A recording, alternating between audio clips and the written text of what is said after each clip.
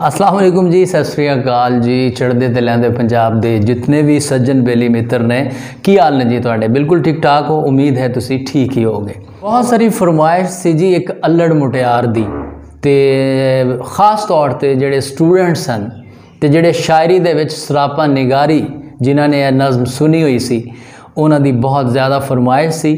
ते मैं उन्हां दी नज़र करना है कि साडे पंजाब दी कुड़ी, जिहड़ा पंजाब दी कुड़ी दा एक सरापा हुंदा सी या अज भी है, वो तुसी आप इस नज़म च वेखोगे। नज़म है कि जी ओदा रूप कयामत यारो कित्थों कित्थों कज्जां, ओदा रूप कयामत यारो कित्थों कित्थों कज्जां, ओ दारू दा जाम नशीला पी पी के ना रज्जां,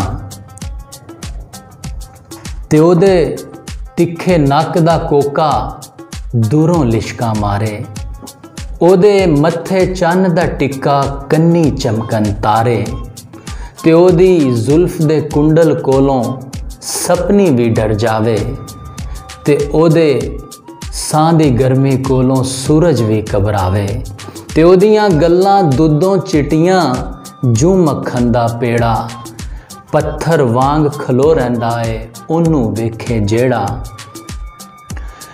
और है कि जी ओ बोले ते इंज लगदा है झांझर कोई छनकावे, ओ बोले ते इंज लगदा है झांझर कोई छनकावे, सां भी लवे ते ओदी खुशबो रुत्तां नू महकावे, ते ओदियां बुलियां खिड़ियां खिड़ियां जूं बागां विच कलियां, ओदियां बातां मिठियां मिठियां जूं मिसरी दियां डलियां, ओदा पिंडा शीशे वर्गा अंग अंग मारे झाती, बोतल वर्गे लक दे उत्ते पहलां पांदी छाती, ते काले रंग दी कुर्ती अंदर गोरियां गोरियां बावां, काले रंग दी कुर्ती अंदर गोरियां गोरियां बावां, रात ते दिन नू कट्ठियां वेख के किधरे मर ना जावां।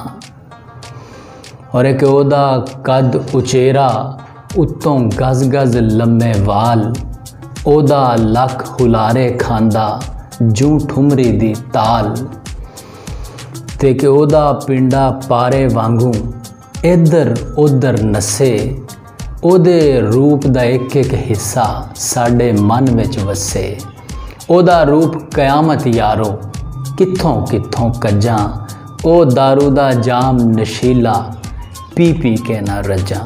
बहुत शुक्रिया, उम्मीद है तुहानू यह नज़म पसंद आई होएगी, ते अगे तो भी साडे नाल जुड़े रहोगे। ते चैनल सांझा पंजाब तुहाडा अपना चैनल है, उम्मीद है तुसी इस दे नाल। मैं सबसक्राइब करन दा इसलिए नहीं कहांगा क्योंकि जी सानू पता है कि अगर तुहानू चीज़ चंगी लगेगी तो तुसी आप ही साडे नाल जुड़े रहोगे। बहुत शुक्रिया जी, थैंक यू वेरी मच।